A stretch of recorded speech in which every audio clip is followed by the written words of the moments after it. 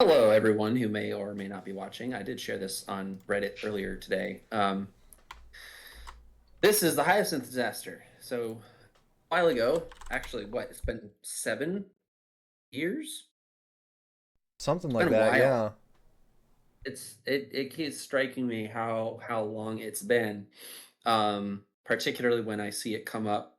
Someone mentions it on Reddit. I think it was fairly recently. Someone asked for recommendations on the audio drama subreddit, and another user mentioned the Hyacinth Disaster and said that it was a nostalgia thing for them.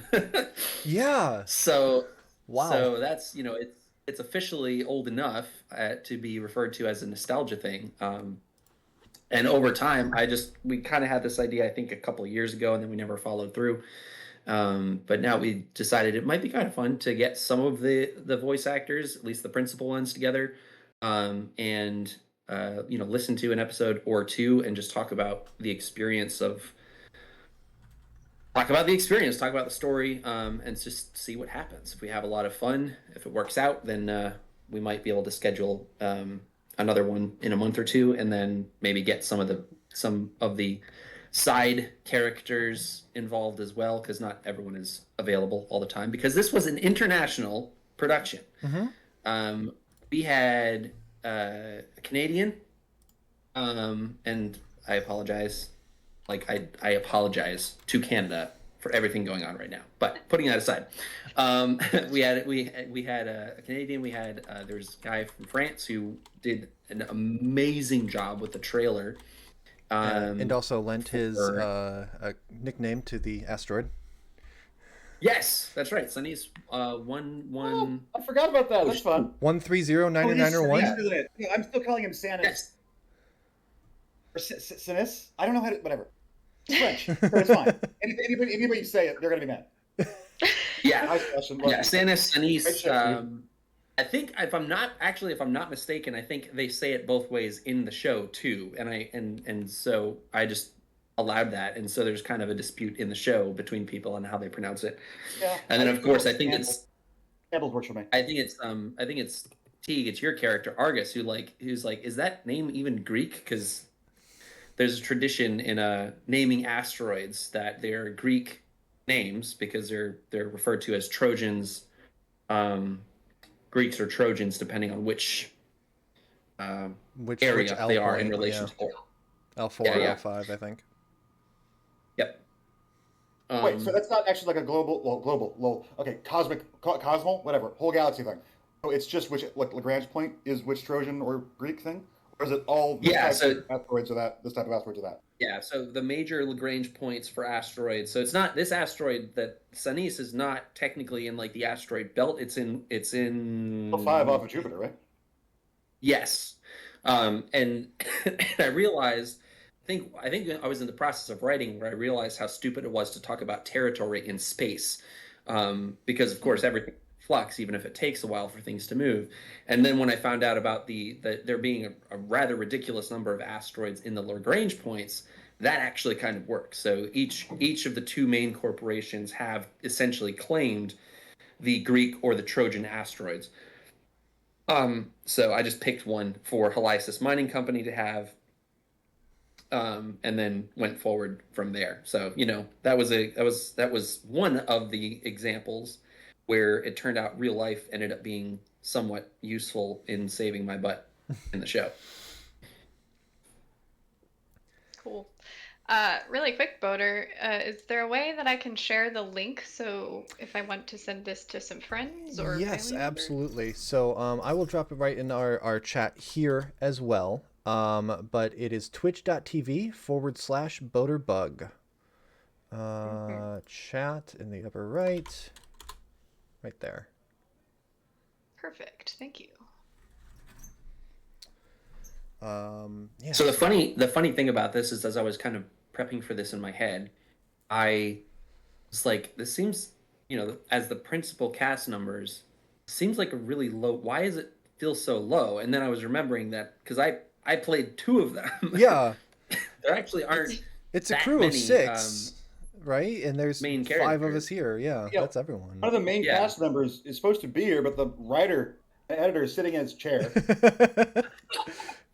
Yeah. Which, fun fact, that actually was not my original plan. So I had actually hoped that someone else would be able to do to play Grim specifically, but that ended up kind of not working out. Ironically, because of proximity, even though, like I said, this was kind of an international production. Um, It was a and the scrappy time, international production. It was scrappy. yes, it was very, yeah, exactly. So I ended up kind of putting in temporary lines, and then when the other thing didn't pan out, I went back through and did the actual thing, and it worked out. Like I've gotten a lot of comments that people were surprised that I played both, because very often when someone tries that, it kind of sounds like someone arguing with themselves. I will say I don't think I could do it a third time. I I think It's like for two the voices. You take like your normal register and you take one and you kind of like pitch it up here, and you take another and you bring it down here. And I've got two different Yeah. characters that can talk to each other. But where's your third? It's just your normal voice, and then all of a sudden that's the bridge that breaks immersion, and you all know. exactly. I mean, unless I were to do like, I know people can do many voices that sound like normal people somehow, but if I were to try to do a third voice, So hard. it would be like some kind You of can't do it. cartoon. Yeah, Hey, Butter, like can you do there's that?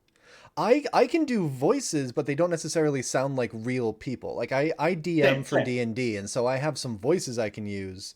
You know, when I bring out some kind of merchant that sounds like this, but that's not like sounding like just a normal guy, you know, out I mining in understand. the belt. Yeah, it's like colored text in a document. It's like this is the purple voice, this is the blue voice. Yeah. Whereas, like, all right, cool, I can voice the italic character and the bold character, but as soon as you start throwing in anything else, it's just colors, and it's like that's not good reading. This one's a Mhm. pirate. Yeah. This one is Count Dooku. This one's Pirate Count Dooku because I'm only pulling from so many. Yeah, well, that's the other thing is I'm actually more so when I was younger, because I haven't done it in a while, but I was a pretty good mimic. Like I could mimic a lot of, for example, voices from Lord of the Rings. But if I were to do that, I would sound like that person. So if I were to, if I were to try a third character, be like, why is he doing a Saruman thing? Like, Yeah. There's or also a Oh, I have that difficulty. problem with my British. Just sounds like Obi-Wan. Just sounds like Ewan. Yeah. yeah, And there's like the and it would be like, difficulty of like, all right, cool, I can imitate line readings, but can I, Oh, sure, yeah. synthesize how they would sound with whole new lines? Like, all right, See, cool. that's worked for me for most voices except for Australian. I cannot even vaguely fake Australian. It's such a hard voice. Let's Here's talk about how the I do Hyacinth. Australian. I try Cockney. It just becomes Australian. Whoops, I don't know how that happened. It's yeah. all right. I wouldn't be like a good hang to be around if I had an Australian voice. Like I'd be using it all. It'd be terrible.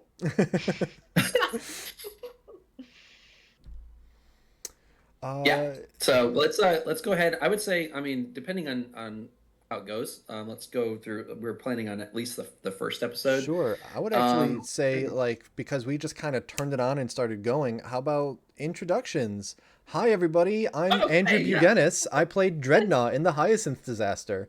I also have written a book and did a short film that also stars that side, Mr. Carlson over here. Yep. I was able to be a little melodramatic in it, and I enjoyed that. Um, so yeah, I am the writer, producer, and director. Same Ultimately, voice. Same voice. and, two and yeah, voices. yeah, I'm getting there. The Hyacinth Disaster. You know, modest guy. I also voiced Khan, aka Conlon Hines, and Grim, um, from the show. And that it was a heck of a time, and I'm not sure I would have it in me to do it again, despite many people screaming about it. But that's who I am at this point. Cool. Lori, why don't you go ahead? Yeah, well, I'm Lori. I am David's sister, which I think probably is why I got a part in the first place.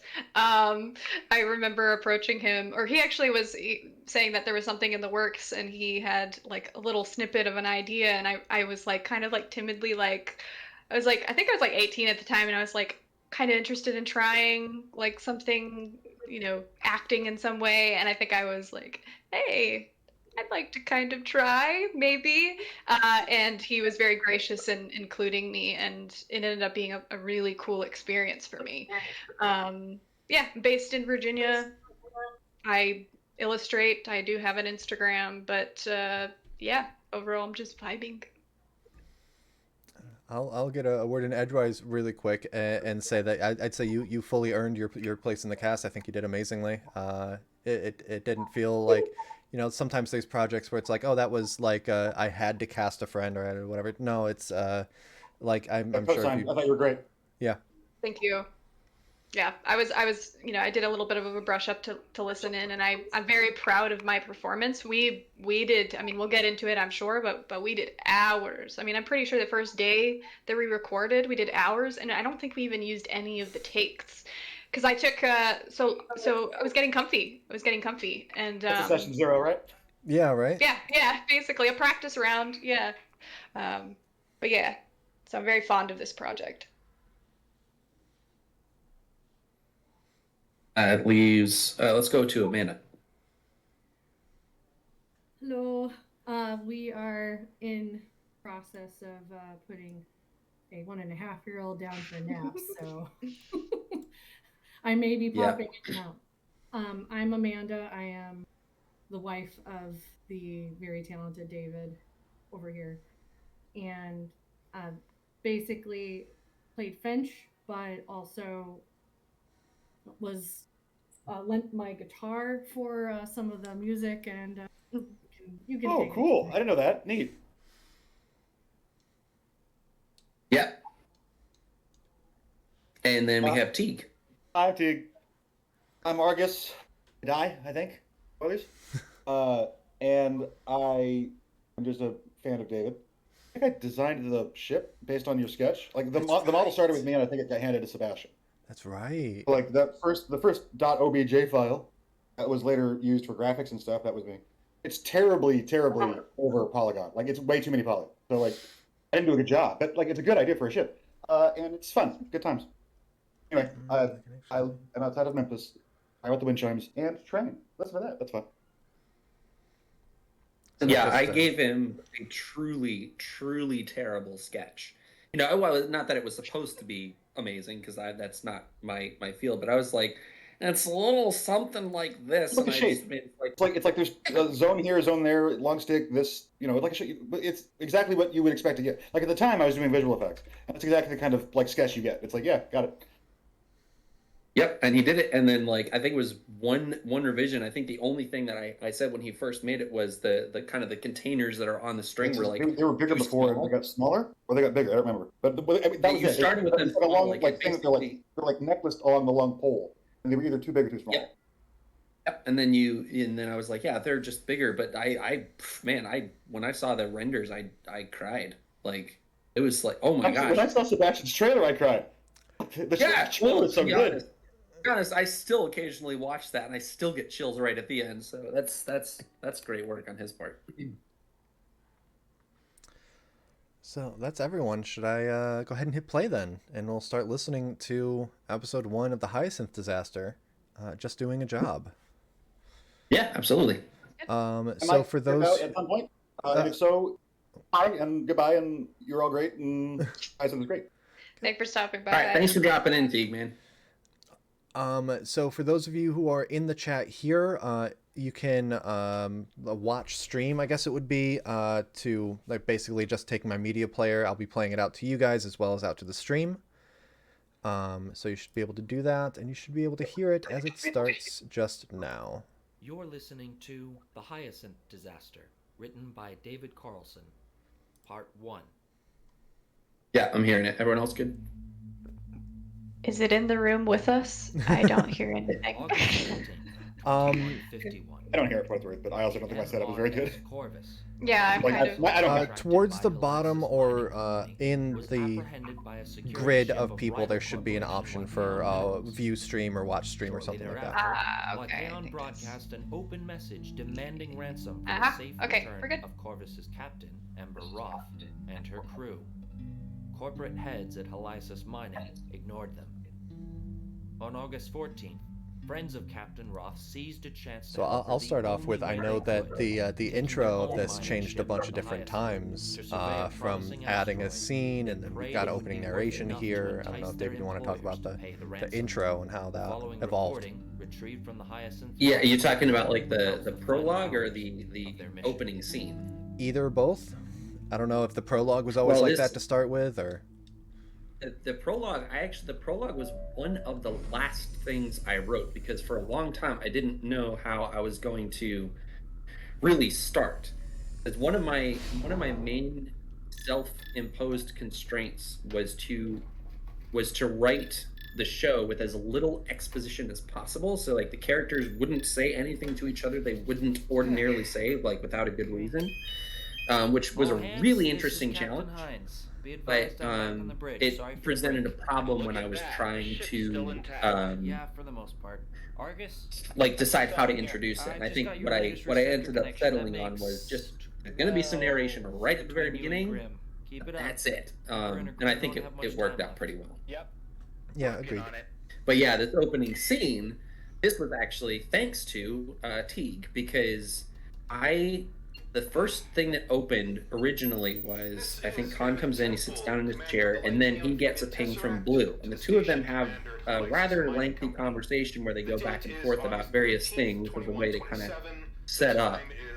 And that was pretty late in the game. So when I shared the episode to the forum, I think it was Teague who said, "This sounds great, but like I don't know who is like this is just two people talking at each other, which to start off an ensemble show, Yeah. it is hard to get through that first 3 or 4 minutes."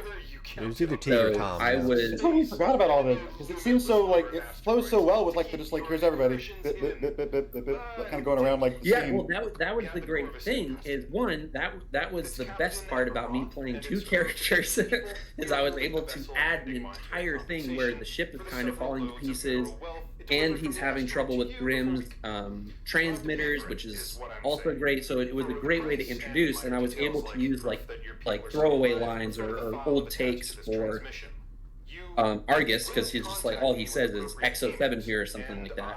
Yeah, like an unused So I tape was that you able to grabbed. do yeah, exactly. So I was able to do that and add in a thing, and it actually leads to one of my favorite moments, which is I'll mark it when we come up here on it, I think. But before that comes up, I will say note to Chris Walker, who was the voice of the captain there. Wasn't able to make it to this today, It but does you know. that. It's Oh, nothing Chris to Walker. worry about. Yep. Are you sure? So Yeah, and he did great. He had a really good sort of. I know that I have the upper hand here. Corporate's been ignoring old ships Sort of recently. voice, Don't blame captain-y me. voice, and he did great, even with a smaller part until the very I'm second worried to last or we last can't episode, I report think. any suspicion Yeah. From station at all. Temple's deadline David, I have a is coming question. fast. Yeah. Really quick. So part of my What makes you say that? debut recording, Sorry. audio drama, voice acting, don't know I what think, to do. didn't you like lower my voice just like slightly because I had a hard time like listening to my own voice? I can't remember if that actually stuck, but I think I vaguely remember you doing something like that. Not a self-flagellatory Yes, so I did, and I think I think it was probably half a tone. It was very, very little, and it was actually, I don't remember if it was specifically because you had a hard time listening. It was more because, How's the crew? What happened? I mean, out of all of us who sound a little bit younger than maybe our characters were supposed to be, you sounded a little bit younger than your character was supposed to be. Yeah, So yeah. I pitched it down just slightly, and I think it did just enough. But I might have been the Oh, only yeah, person like, playing someone who cartoon was voice actually like that. younger than the They actor. never want mad at you unless you I are think twice as also big or twice Lori as fast. and my voice, Split people both. couldn't differentiate Go on them. being either. That was another thing. Yeah, Between he Finch and mentioned Blue, that they they were had to put in saying for who repairs was at who station because after our the voices tether were took kind of damage similar last for some month. reason. Maintenance gave them a Mhm. big bill. Yeah. That explains Yeah, that. I remember being very self-conscious. Rocco would follow that. I think that I mentioned earlier, but it's a very fond memory and a lot of work I put into it. I really wanted to do a good job, and I was very, very self-conscious about it. But I think that's why I really pushed myself, and I'm very happy that I did it, even though there were times where I was like embarrassed for some reason. But yeah, so it's very cool. I can't tell you how patient David was with me, because I was so. I mean, I didn't have any experience, so it was a lot of work and a lot of laughs. Oh my gosh, like Yeah. like fatigue and so tired that we laughed. There's some I do have some fun moments that I'll have to try to maybe write down so I can remember them better. But yeah, it was very cool and fun. I'm just saying. I think we have a. Yeah, it helped. It helped, you know, because we were related, and when we planned this, like, she came out to stay with Amanda and I, and she was out there for like a month, so we were able to take enough time to get everything we needed, and it was a lot of work, but it was fun. Yeah. I think there's a picture I took of them recording where Lori was just like, boom, or she's like, something very exaggerated. It was like 11 o'clock at night after all day of recording. Yeah. Good times. I will say it's an interesting contrast in that Lori and Amanda, the two of you, recorded in person. Teague and I recorded remotely. And so I guess like I didn't record in person to be able to compare it to, but I do know that everyone was recorded separately. There was no like group recording sessions to play off of each other, which ended up working still, I think, very well, due to the direction and such of being able to help things come together, as well as you kind of laying in the last two tracks on your own to make sure that things meshed conversationally. But I guess, David, I'll ask you, how did it feel having some people record local versus people that were recording remote? Well, that leads to actually one of the major production notes that I'm rather proud of, is the writing around the fact that, you know, frankly, I knew that not everyone was going to have the best equipment, at least at the time. And so it's like, well, then these characters are going to have, I mean, I don't even care if they sound like they have crappy headsets, because that's exactly what they would have. I think I recorded with this headset, which is pretty darn bad. Oh, yeah. So yeah, and I think I did muddy. I mean, certainly, and there are parts where the characters are descending into the asteroid where I artificially muddied it even more. But yeah, the fact that the characters who were going to be in the room at the time needed to be using essentially the same mic. So I think the three of us were the ones who were there. I mean, I think I played when all of you were recording your characters, I played the opposite lines. And I think it helped because being the writer, I knew like exactly what sort of, you know, what those other characters would be doing and how they'd be saying you it. were really So good at like you were basically like an improv scenario, because you wrote it, and like the other person sort of like stumbled through something, you kind of be able to catch them in like a way that kind of brought it back on the course, and then when you hand it off to whoever's going to do the actual other take, it's like, say this like this because this happened. Or, I'm sorry, I'm outside. This is the south. It sucks out here. Don't move to the south. I would rather move up north. But anyway. Thank you. Yeah, actually, I mean, so that's a note. There were quite a few times, I would say, where I like on purpose I left to stumble in or even added something because, like, I mean, that frankly made it sound more authentic when someone just kind of stumbled over their words and then were like, wait, no, that's not what I meant. Like, it definitely worked, and I think having the flexibility to do that was great, because, you know, like I said, me playing essentially two of the characters let me build around some scenarios in a way that if everyone was different, it would have been a lot harder to do. Copy now. Sorry, your radio's worse than I remember. Yeah, I think we did pass it because we were having a good chat. But the moment when Grimm asks Khan what he's doing, and then an alarm goes off, another alarm, and Khan's like, I'm trying to keep the Hyacinth from falling apart. That's one of my favorite moments, because like I just think it gels so well. It conveys very important information in a way that's very reasonable that it would be said, and it's kind of funny at the same time. I like that, like, you can hear the hands being dragged down the face. I'm trying to keep the Hyacinth from falling apart, which is getting increasingly harder as time goes on. Like, you can hear that really well. We can't afford a random check telling them we're 1 billion miles from where we're supposed to be. Besides, So we passed we passed Argus's main introductory scene. We've got Dreadnoughts now. The new kid. What's your depth? 128 meters. 10 seconds, let me miss my scene. Gonna have a Back. hard time scanning through all this Welcome back. stuff. Very dense, tough Thank you. going. I'm telling you though, I got a feeling about this one. It's rich, all right. Real Goldie Rock.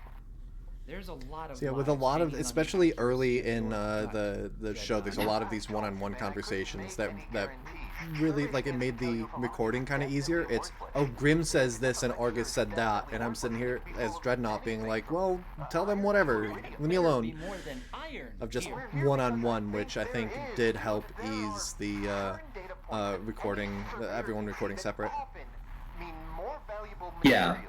Yeah, and I think technically that's probably Corporate how noticed those numbers? most people would try and do it in situations like this. You generally don't want group chats.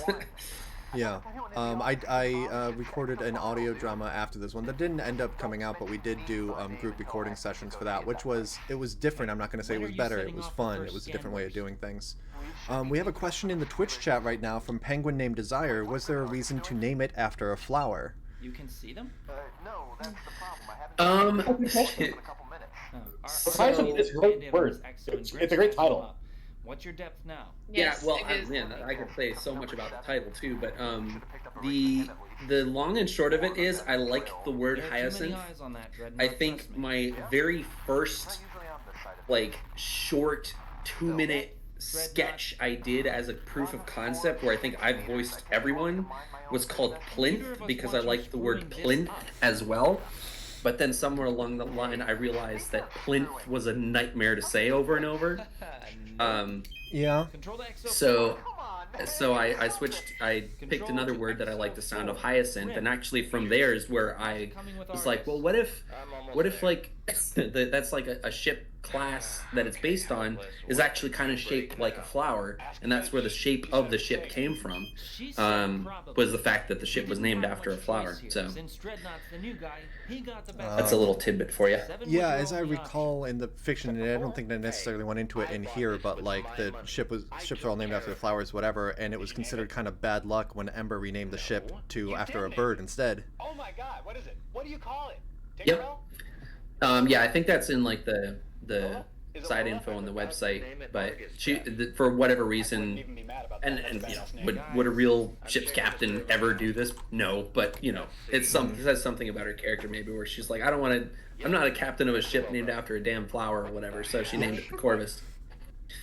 Grim? So arbitrary And that was choice also because Corvus is good related is to legit. crows, like Corvus, right?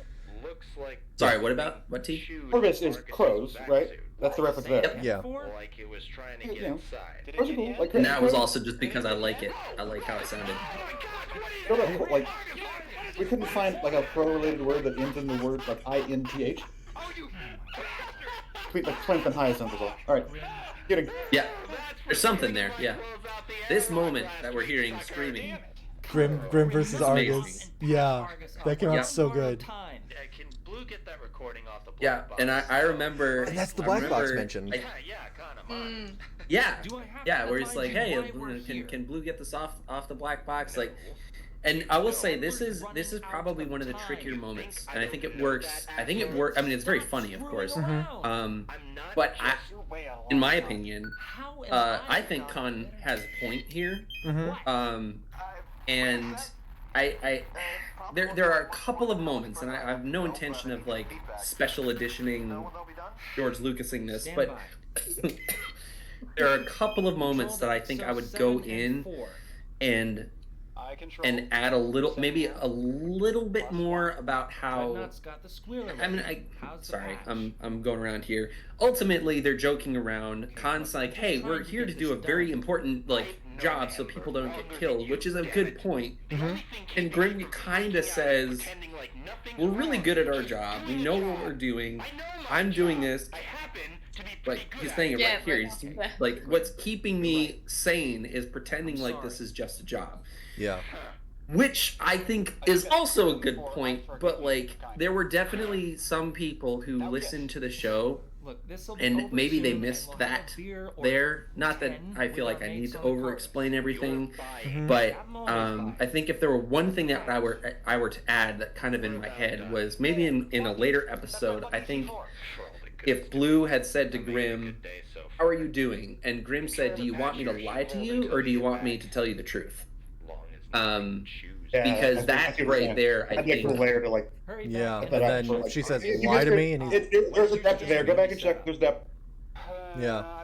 Yeah. If you have an ironic callback of just doing a job, something like Yeah. that. Yeah. For me, Blue it says worked, no. but I know Jared's that dealing was a with other criticism crap. that came up sometimes of, oh, they're too Grim, when quippy can and all you be this ready? death whatever, and it was explained, but it was explained the once. Mhm.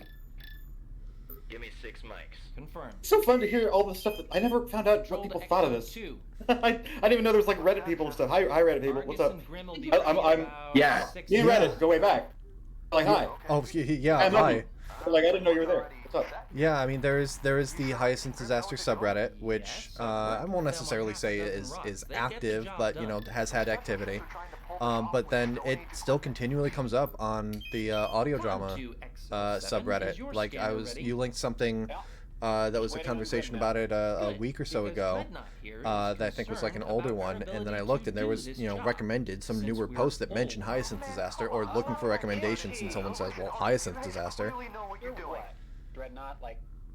Yeah, there was a really so I saw it come up in a number of recommendation threads. I think one rando had made a post that was dedicated to it and said Hyacinth Disaster is worth the hype, and there were a bunch of people on that like, oh man, it's so great, and I cried, and I connected It's with my example. It's like a role model of a media object. It's like this is exactly how this should go. I mean, that's how It's some play on it, you people lean back, refer and to it's it. just going. You're watching a movie in your head right now. Yeah. Wait, what? Fair enough. I made up the last And the one. subtlety- Yeah, that thread like warmed my heart to no end. So it definitely comes up here and there. Yeah, and the Audio subtlety drama. of that is often seen in a lot of what David makes, is just because that's what he Well, we're likes. screwed there. There's no way this stuff is gonna work. Like the perfectly. simplicity, or like I think effective maybe, just like trying to hone it in and make it realistic and raw, but effective. I mean, I think part of why I like this so much is that it's not a long show. It's as long as it needs to be. I mean, I definitely, still listening to it again and kind of forming new thoughts about it, but I think that part of what I get frustrated with shows nowadays, even TV, movies, whatever, is like it just drags on. There's like not I feel like David set out like he knew what the ending was going to be, and I think that's unfortunately maybe lacking in like big blockbuster movies right now. So What's up, Blue? specifically shows, but yeah. Yeah, I think I agree with the point about how like weren't suspicious based on what I was hearing. like modern like Netflix spinning your wheels into TV Yeah. shows 100%. Hyacinth. There's also what's cool about it for me is that as it starts, because what you were saying at the beginning about how it's realistic and like David tries to set this up so that it makes sense. Another aspect that I really appreciate is that the perspective is clear right off the bat. You turned off the Like we're at the con with Is Con. that a serious question? First of all, like Or have you been cuteness with names and shit, fucking great. Oh, cute, Sorry. freaking great. My bad. I'm sorry. Like great, and also Well, it's a beleaguered captain, like trying to pull things together this is Con. with everything. He's in over his head. It's kind of falling apart. This mission is impossible, and the ship is falling apart, and none of the suits work, and it's very. And he's just sort of like, Hyacinth was all harriedly trying to hold it together. It's crystal clear in like the first minute. Not to mention like the message. Like here's it starts with like hearing, you got your captain. Here's what's up. Peace. Bye. Wow. Easy. Like we're in. Like you get the context so fast. It just the world is set up so fast, and then we're right in just a person's very clear perspective right away.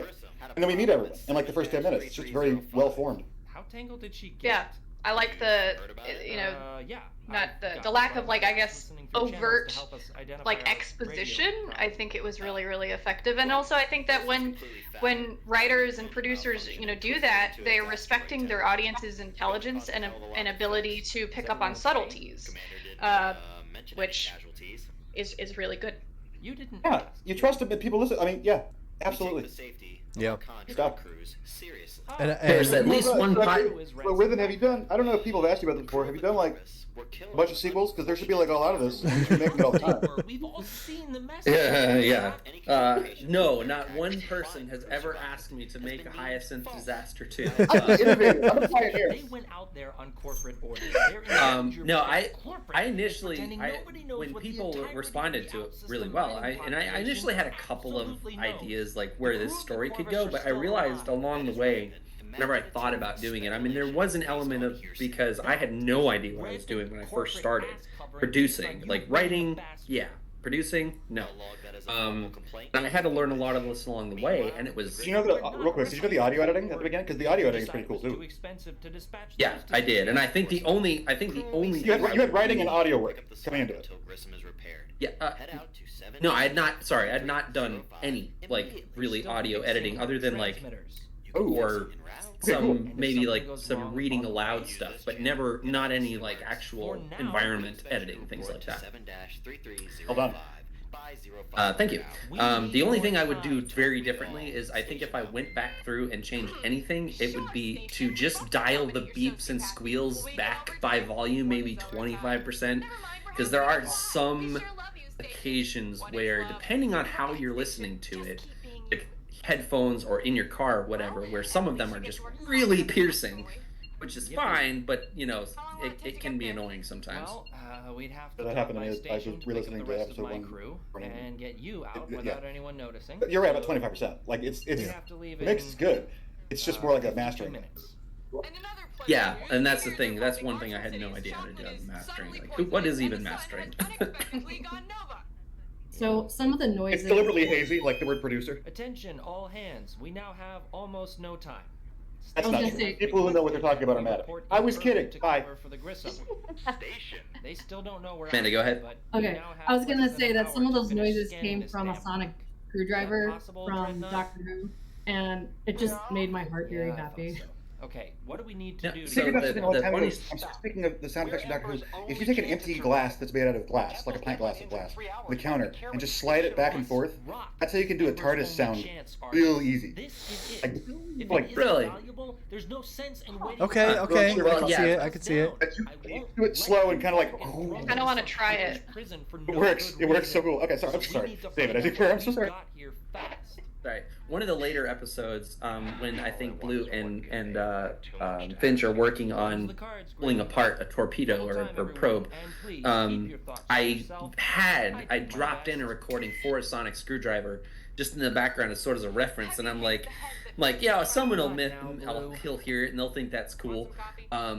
Little did I know how obvious it, like how distinct that was. And I'll be honest, I haven't watched a lot of Doctor Who, so I remember when I sent the episode to Lori to hear it, the first thing she said was like, "Is that a sonic screwdriver in the background?" Because it was really obvious. And I was like, "Oh, I'm probably gonna have to change that," because I thought it would be subtle, but apparently not. It's like a Wilhelm. If you know what it sounds like and you've heard it enough, no amount of trying to disguise it will disguise the fact that it is a Wilhelm just right there. Yeah. Yeah. Especially when it's such an it's the iconic sound of it. It's a classic, and so is the Wilhelm. Yeah. Speaking of sounds, we're coming up on the first squealer. Yeah. That ends the episode on the squealer, right? Or ends episode 1, yep. Damn your radio. Consider it damned. Are we doing this? We're waiting for you. Woo! I'm good to go. All right, everyone, lock comms and hold on. And, cross your fingers or something. Ember needs it. On my mark. 5, 4, 3.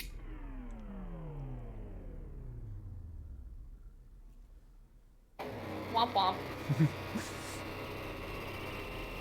Bum ba bum bum ba bum bum ba bum bum ba bum ba bum ba bum.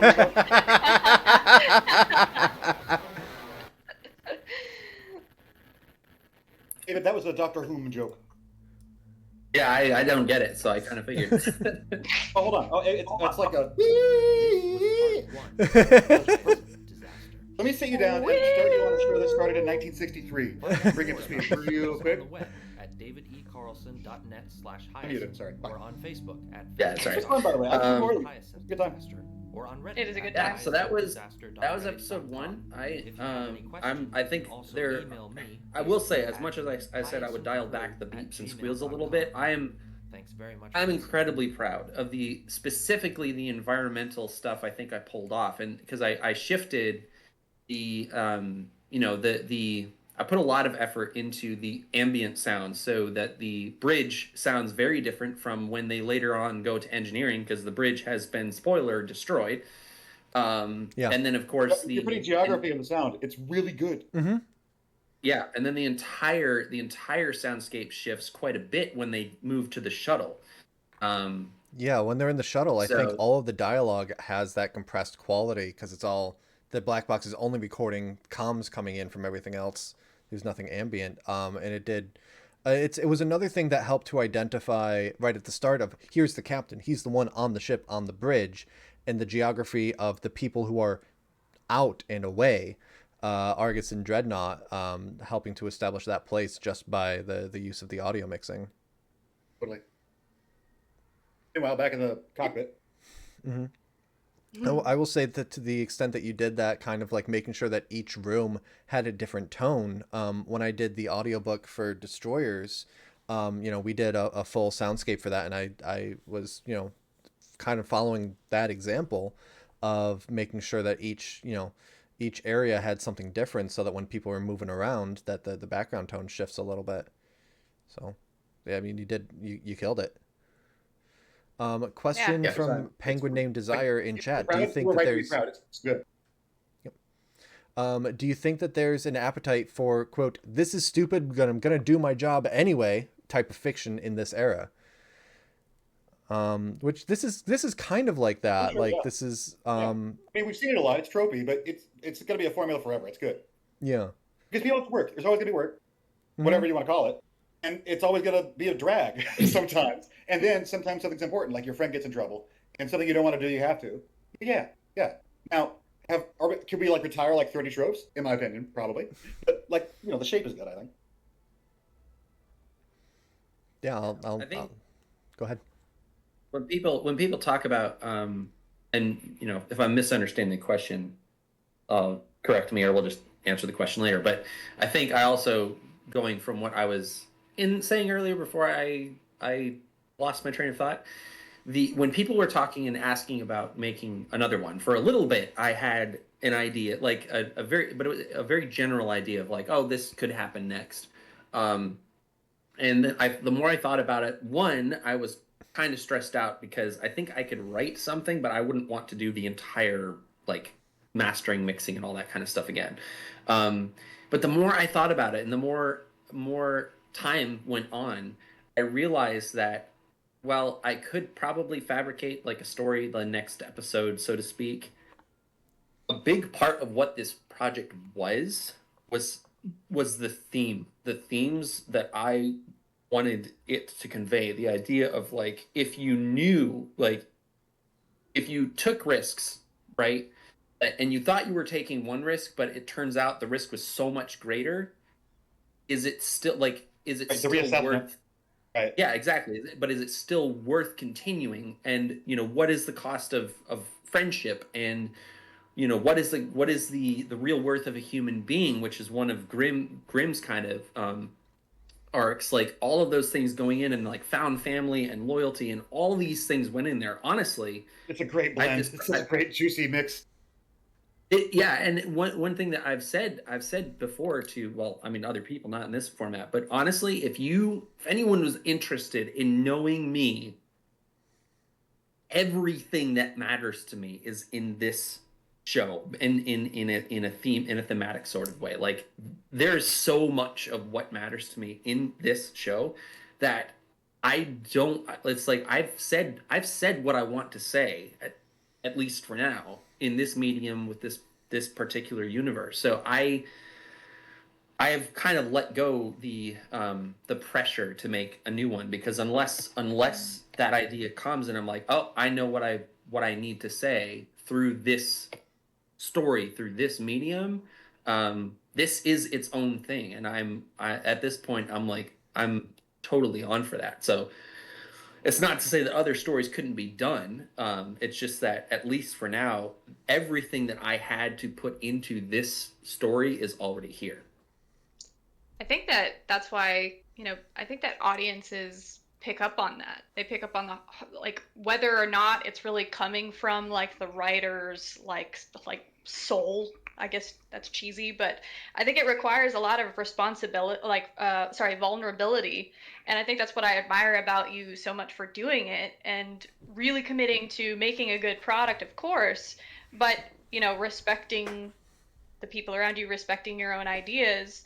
And it takes a lot of courage and vulnerability to do that. And from what it sounds like, you're very, very pleased with how it happened. And I think that people's reactions, speak for itself. So I think that's why it resonates so well, is because of how much you put into it and how much came from that authentic place. Like there's a difference between hey, this is a cool story and I'm going to use these tropes because I'm very familiar with tropes and storytelling pieces and stuff like that, and I can use these to make the story better. I think that there is still a bit of a difference between that, which does work well, and what you did, David, which is that these are very important to me. These need to be a part of it because this is important to me as a person, part of who I am, and putting that into the story. And again, I think that could be part of why it resonated so well with so many people. And, there's still, threads coming up with people asking if there's going to be more, or saying that they haven't found something to top it yet. Poor things. I feel for him. I do feel for him. Alas. Yeah, me too. Yeah. It's a statement. It's a statement of themes. You enjoy the bolus, the bauble, the ornaments, the creation. It's like a balloon with decorations on it. It's going to float away. Enjoy it. Watch it go away. And find more stuff like it. Is there more stuff like? There's got to be more stuff like it, right? Yeah, I mean, I think it David leads through. Oh, go ahead. Sorry, David. What had you heard like this before you made this? Anything? Good question. No, I mean, there are stories with similar themes, but when I started, and I think I was well into production before I had any idea that audio drama was still a thing. So at least from a media perspective, I had no idea that there was a whole vibrant thing with like Wolf 359 and a bunch of even then, and it's exploded, I would say, even since then. Also, Nathan Butler back in the day with Chrono Radio. All right, I'm an old head. That's a reference from 2002. I apologize. Goodbye. That's all right. So I Star Wars audio. We did this whole timeline thing, and there was an audio component. I'm so sorry. I come from fan films. That's my OG. That's my whatever. My original gangster fan films Star Wars message board account. Yep. Yeah, I mean, but it's kind of like if Fodor, if you were making a fan film and you had no idea that fan films were a thing. Like it was kind of like that. That was at least medium wise. As far as what the story is, I think probably the weirdest and most coincidental experience was I finished writing this, and I'm assuming I'm not even gonna care about spoilers because duh. So the fact that everybody dies at the end, like they achieve their mission, but everybody dies, that was actually the only thing I wasn't sure about until very, very near the end as I was writing it. Like I knew where the story was going. I knew what was going to happen and why. I didn't know. I kind of figured that one or two of them might survive until the end. It wasn't until a moment when Blue's like, screw this, I'm going to open negotiations myself. We're not dealing with Station anymore, where I realized, oh, there's no way for the story to work unless they all die. Like the theme won't be nearly as strong. And I finished. Well, the funny thing is when I realized people pull that punch all the time, and that's the way to do it. It's so much better to do it. Well, that's the thing is I thought like nobody's gonna like this. Everyone's gonna hate this. It's gonna be so bad, and people aren't gonna get it. And but it appealed to me so strongly for the theme because that's the whole thing. It's like, is it worth when a lot of times in stories like the characters risk something and sometimes things go wrong, but like generally speaking things are fine in the end. One or two characters die, whatever. but like, what if the worst possible thing happens, other than them failing? Like they did succeed. I'm not completely. Yeah, how is the worst it could go while they still achieve what they need to? Committed.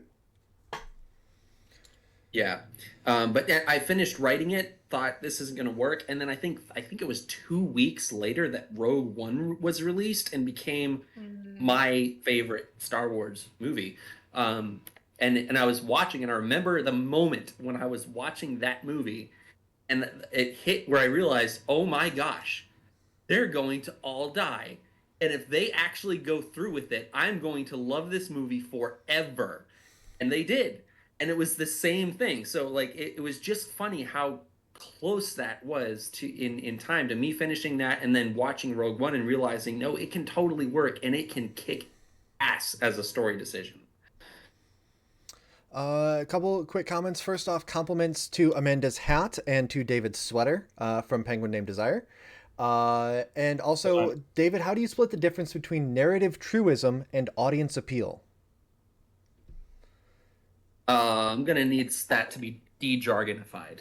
Sure. My understanding of it would be, how do you get some, I'm so sorry, but like, how would you get someone to, oh my God, never mind. Better you do it because my dog. Yeah, I was going to say, I would actually say that you almost like kind of answered that a little bit when we were talking about like, to you, it felt true that everyone needs to die at the end of this. And that you were worried about audience appeal of like, oh, how are people going to respond listening to it if everyone dies? Are they not going to like it? Whatever. But you had that reaffirmed in watching Rogue One that no, my vision is going to work because that resonated so well. Was there anything else? And again, Penguin, feel free to correct me on this interpretation. Was there anything that, like you said, I intended to do this, but did you make concessions to a hypothetical audience? Or was it just like it went to test, people gave feedback, and you were like, you're right, I do need to rework the intro a little bit? Like, I would say it was definitely more that. There was nothing about the story, the themes that I changed because I was worried about how it would be received. I did think about that, like, and I was like, oh gosh, this isn't going to work. Like, maybe we'll get there. But in balance you hope to achieve. Like it's you want the balance, but also you got a job to do here. It's both. Right, exactly. I think maybe the one decision I briefly toyed with and threw out because it's incredibly stupid, but also because people would rightly hate it, is what if, basically right at the very end, what if they succeed, but Grimm doesn't know? In other words, like the conversation where Grimm is about to die and Ember suddenly connects with him, and they have that brief conversation. What if that would happen? And it's like that would still work with the theme, but like I couldn't do it, and I didn't want to.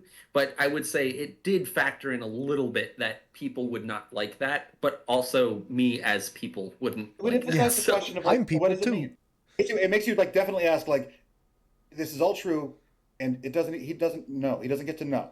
Does that make a difference either? It shouldn't, but does it? Like that, but also it's sort of like an unnecessary extra line of the sentence kind of thing too. It's like, it's in there already. But it's a cool idea though. That's really neat. I like the idea that it's like the audience has this information. It's like, we're not all like gonna be on the same page anymore, and then the story ends. It's depressing enough when they all die. For him to have not known would have been such a downer ending. Whereas that he finds out and he, projects that confidence and doesn't tell her what happened to the crew. But, he's like, hey, glad we got you back. It ends on a hopeful spot even as he breathes his last. We didn't want to be responsible for people's therapy sessions. Yeah. You don't need that. Who needs it? Yeah, no, this is I agree. That's why I usually only listen to the first two episodes. This is one way I thought about it, but no, and like, I see what's on the cutting room floor. But it's a cool idea, though. We've had people tell us listening up to the third episode, they're like, "Oh, it's so good," and I'm like, "You're not at the right part yet." Well, they say like it's good, but then they're like, it's really fun. It's like I really like it so far. It's making me so happy. These are my friends. Yeah, these are my friends. Sweet. Well, yeah, they are your friends. That's why it's. And that's why you're gonna need therapy. My words. Yeah. The fourth David's episode like hasn't hit cackling, yet. like, I'm a nice guy. I got you. Yeah, pretty much. It's perfect. Lori, It's a I have a great work of question. art. I have a In my question. opinion, I it's have a a super great question work of art. for It doesn't Lori. matter. I'm just here as an actor. But, like, it's a great work of art and super good job. Yeah. Appreciate that. Lori, I have a question for you. How does it feel to be the most polarizing character in this production? Oh. Oh no.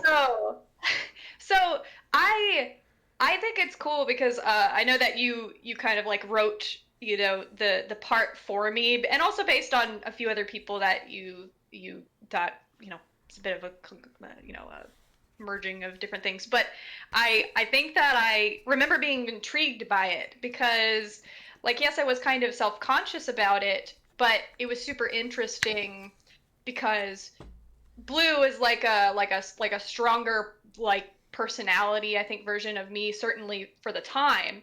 And so it was, and there were parts of me in her. And so when people were like, you know, she's the best, or like, oh, she's so annoying, and I'm like, I don't know what to tell you, man. I mean, sometimes not everybody likes it, and that's okay. I mean, that's how I feel about it now. But yeah, no, I think that was very, very interesting, because it felt maybe like a little bit of critique of myself, given that there was some of me in there. But yeah, no, I think that it was constructive in some ways too, I think. Yeah, I I can't remember. relate as Dreadnought. I think Dreadnought was like, oh no, we must protect the child. I'm 23, dude. Yeah. Yeah, I think having I can't remember exactly where in the process I was, but definitely once I kind of locked in Lori as the character, I it was a very strong characterization even before that, but it definitely helped. It's like, okay, this is the kind of thing that I think Lori can do. Um, uh, laugh on command is not one of them. But that's, to be fair, that's hard. That's really It's hard. And there were So even some moments with I know with for a Grim. fact I can't. I feel like there was so much of me like laughing out of nervousness that I think you used some of that because it sounded natural and it was real, but it's like, yeah, laughing and crying and being like very, I mean, especially for me at the time, it was, I was pretty reserved and introspective and trying to figure out, come into myself a little bit. And it took some energy from me. And then yeah, and being like really high emotional, high and lows was very different, because I think especially back then I was just kind of like, you know chilling and reserved and goofy, of course. But um yeah, it's not easy, and I don't even know if I could do it now. I maybe, but I'm not about to try it. Don't nobody here ask me to try it right now. I mean, yeah. I can give a Yeah, no, decent and laugh I on did command, exactly but that. For a couple of moments where Blue had to laugh at something or other, I think Grim jibes her for a second, and she kind of has this awkward, that's funny, but also screw you sort of laugh. Anytime that I think it happened, works I for the just character, to dug. be honest. Also, like, yeah. Well, yeah, it does. I think she's like, yeah, cool, Um, man. and I dug through I dug through the outtakes, and I found bits and pieces where a reaction really worked for the moment. Yeah, and I big appreciate that, because I was working with no experience, and you made it work really well. You made me sound really, really good. Teague, was there anything that you like had trouble with, like for Laura? It was the like trying to fake a laugh. Was there anything that you remember being like, oh, I'm gonna have trouble with this? I haven't listened to it since. I listened to like a part of the first episode today just because it's like I knew we were going to be talking about it. Mm-hmm. I remember that I scream a lot. And I remember when I listened back to it being like, didn't nail that, I don't think, but whatever. So I don't know. Like, I have a few of those out there. I've died in sci-fi projects on the internet multiple times. Oh yeah, I died in Dynamo. In episode 2. Go watch. Everyone should watch Ian Hubert's Dynamo, a single point in space. Just start there. It doesn't make sense no matter where you start. It's going to add up eventually. But he's been making Blade Runner for free for 10 years. Ian's amazing. He goes back, Boder, and all of us know him, all the way back to a million years ago. That's Darth Dodobird. No, he's a blender maven. Yeah. But in the beginning of that episode, I die in that too, and my acting is bad in that too, and I hate it. Man, this is such a good thing. I wish I had done more takes of this. So there's a little bit of latent that. Otherwise, no, I think it's great. Like I can share something. Probably the biggest thing, and it's not just you. It was I think it was all of us who had to sing the Parting Glass. Yeah, that was. I forgot about Parting Glass. Oh, It's interesting because I was very familiar with a different version. I was very familiar with a different version than the one that you were familiar with, so I was like singing in a slightly different key, and I'm not great at choosing a key in the first place anyway. I remember trying an audition, I think. Or I think it would have been audition, but Audacity. But anyway, Will, let me see if I can just take Boder's recording and I guess chop and screw it until it fits the cadence of the melody. It's like he's got the notes. The notes are right there, and it's just like it didn't really work. It sounded like a Nine Inch Nails song. Yeah, I think it's actually this episode, this second episode where I'm not singing, and that actually specifically came up as a result. I sorry guys, but it didn't gel when they were singing together. So I put in the line there where Grimm, it was part of the script where where Grimm was like, I'm not singing. Of course, he doesn't sing till the very end, which is heartbreaking. But the fact that he says the line, besides, you both sound terrible squeezed into these damn suits. And I love that. And I think it worked so great. Oh, 100%. Yeah. I did something similar in Breakdown at 238 Hypatia where someone had difficulty with something, and it ended up being like a paragraph long technobabble line that he just couldn't get out. And so I was playing opposite him, and I ended up giving the line instead and being like, yeah, I know, like you said, da da da da da da. And it plays out as a bit of a laugh, and kind of covers That's a good trick. Yeah, being able to cover like that just worked out great. But yeah, there was that, and then I just remembered, and I kind of cringed a little bit with the woo in this episode of episode 1 of like, woo, let's do this. I'm like, that's not me. That didn't feel natural at all.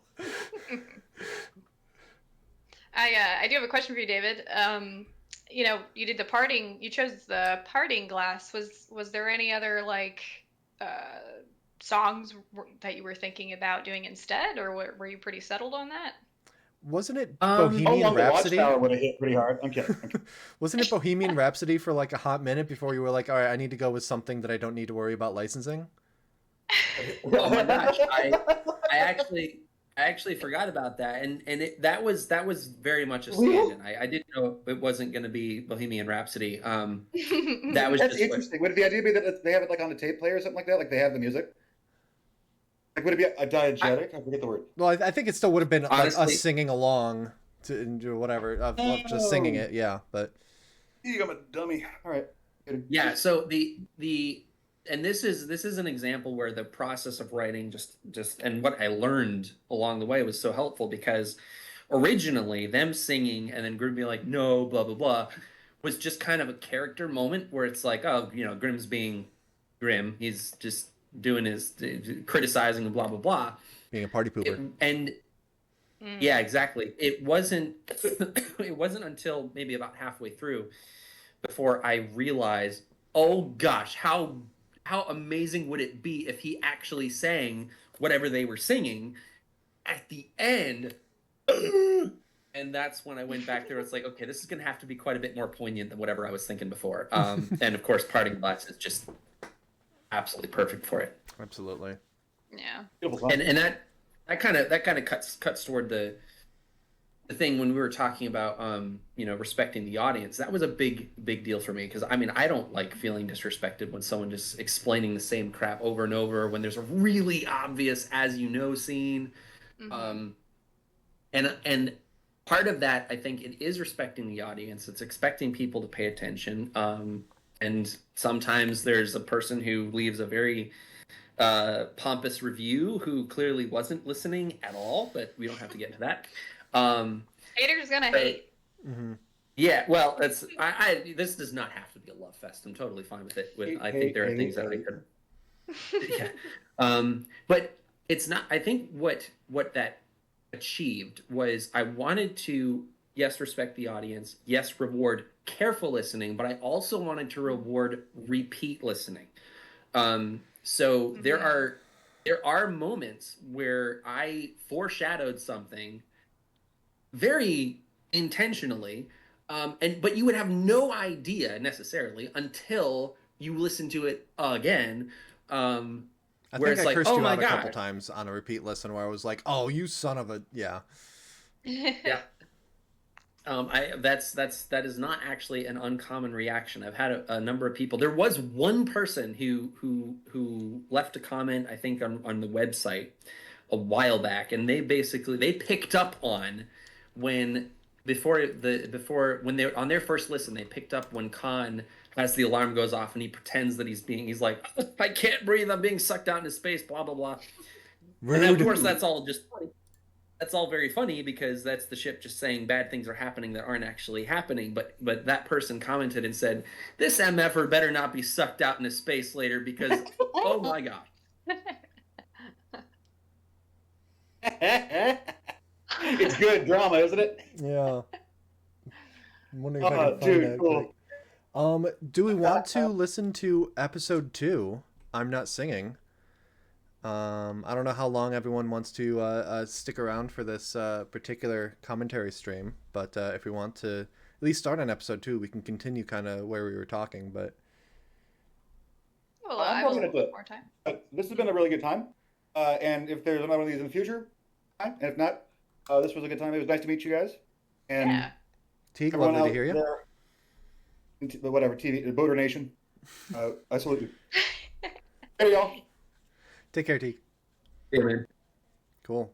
But yeah, I mean, we can, like, we were talking about Parting Glass, so right near the beginning of I'm Not Singing as that comes in. But we can also, if we want to do that another time, is fine too. I've had a lot of fun today, and I'm happy to, save some discussion for next time because I would like to do this again. So, but up to you guys. Think it was very fun.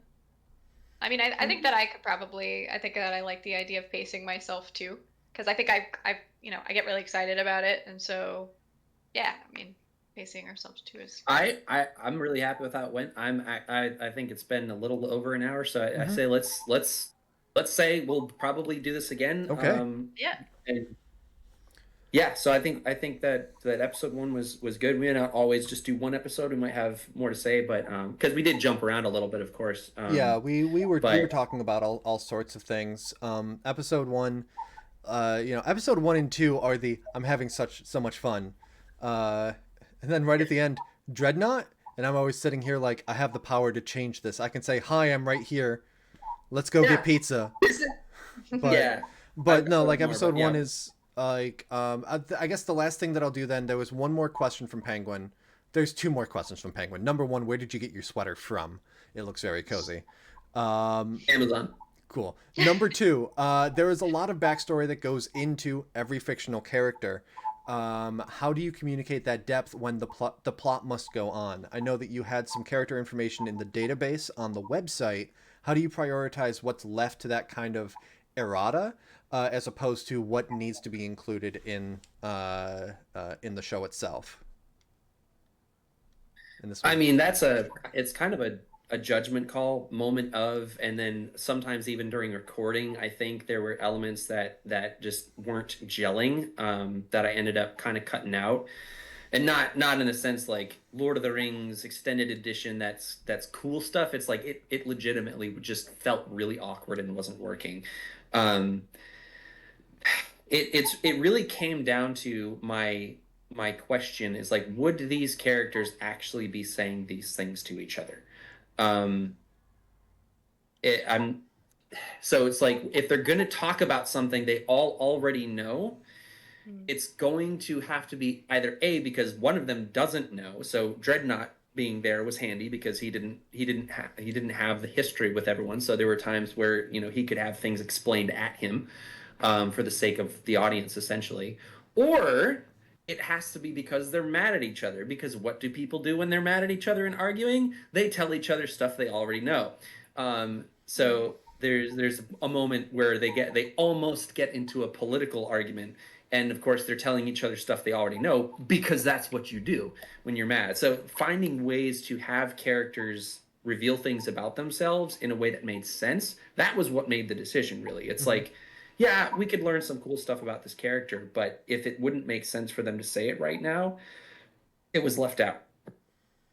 Yeah, I did ahead. go back very intentionally. Like I did once I finished, got 90% on the script. I went back through and did specific passes, like go back and read everyone's lines and make sure it sounds like something they would say was one of the passes. And there were a couple times where I had to shift the scene around a little bit because it's like there was a really helpful and effective line that Blue said, but it didn't sound like something Blue would say. So I had Grim say it or Okay. something like that. That's cool. And also, like, I was very intentional about how each character like answered the comms. So whenever Grim gets contacted, he says, shoot, like, what do you got? Shoot it at me. Argus says, X07 here, or something very similar to it. Blue says, Blue here, or something like that. So they all have What's their gotcha? sort of cadence. Yeah. Yeah, what's got you? Right. That's probably the most distinctive one. Yeah, and which I did have fun with, like, early on. What's gotcha? And then, like, there's been a lot of arguing, and then I was, like, cut off, and I've been here the last 5 minutes, like, what the heck is happening over there? And then, everything's fine, and you contact me, and I'm like, what's gotcha? Yeah, like, please don't kill me. Is everyone still mad, or are we cool? I will give a specific compliment to writing a couple of siblings without them directly referring to each other as such, but it's known when they refer to, like, mom in a shared sense. Exactly, and that's a thing that too many productions of anything do. They call each other brother or sister, which is incredibly stupid. But what would they do? They would have common family members, which they would refer to that way, and that works. Yep. If I'm around for the next one, I'll probably argue some more. Also, David and Boater need hats. Yeah, this is true. We are hatless, so we'll have to get hats for next time. Or just the girls wear hats. That's true. It's true. This is true. So we'll figure it out for next time. Maybe you guys one can more make, like cowboy hats or something. I don't know. I just put on the rebel helmet.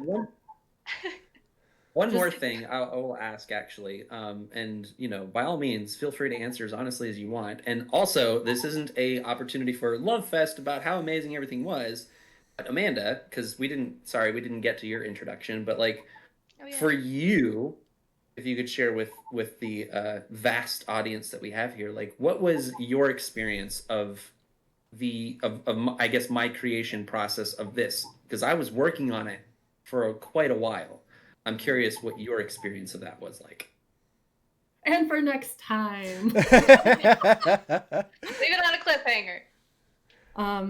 So there was probably, for a couple years before this project, just a lot of rotations of other small projects that weren't ever really finished. And so I think for this one, I was like, I need you to pick something and let's finish it together. Like, you're not doing anything else until it's finished. And I think that just an observation of after that was very much this sort of gung-ho, never ceasing, this is my thing until it's done. And the day in and day out, the editing, the voice overs, the living room turning into a sound dungeon. There was foam attached to cardboard boxes in a corner with stools, and I just hours on end of recordings into 1 o'clock, 2, 3 in the morning sometimes. And there were times where I look back and I'm glad that we're not doing that, and also glad that we didn't try to do that while we had kids. Yeah. But at the same time, I wouldn't change any of that. And knowing that he was doing what he loved, but that he included me and other lovelies like Lori and some of our friends. I think for me, I think in retrospect, I think the funniest thing is that Station turned out to be just like that in real life. Yeah. Yeah. But I think in general, David is very patient with having a lot of different balls that he was playing. I think it really showcased his ability to handle a lot of different movie pieces, and I think helped him to discover things that he didn't know about himself too. That's good. Do you remember like him like reading stuff and like giggling at like the feedback and being like, like I'm so excited because I imagine it was such a big like relief. And I'm sure like was he glowing like did you notice like a difference?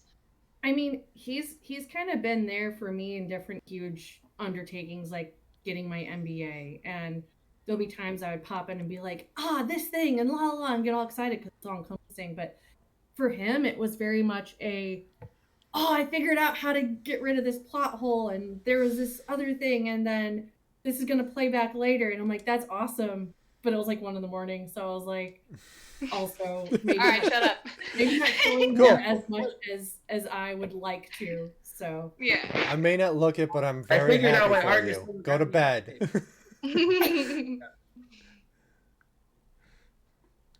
All right, I guess that'll. Yeah, that very specific moment I remember when because I had I'm a creative person. I have different projects, of course, but like I had not completed any large one, and so when I remember that moment when Amanda was like, "This is another one.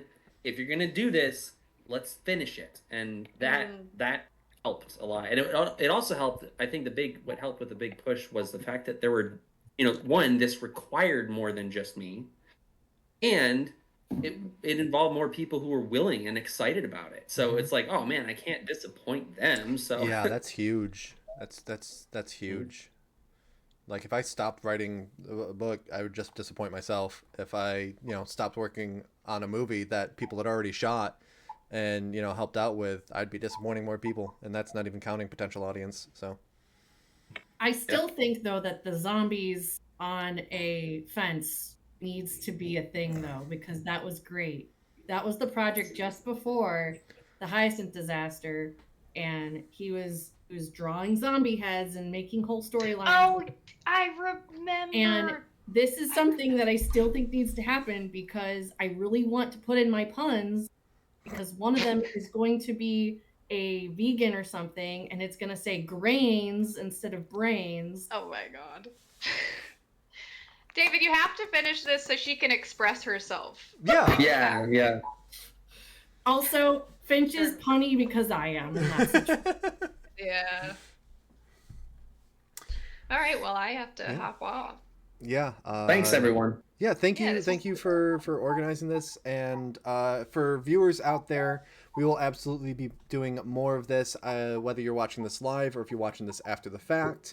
We'll just keep an eye on whether it's at the Hyacinth Disaster subreddit or wherever you get your Hyacinth Disaster news for when we decide to do another live stream, or at least that it will be available afterward. David, any final words? I thank you for anyone hearing this now or any point in the future. The fact that like this has any life after its initial release is such a humbling thing. But also, heck yeah, you like it, because I'm really, really proud of it. Yeah, I think that it's good that it has life after the fact, because the characters sure don't. Good night, everybody. Bye.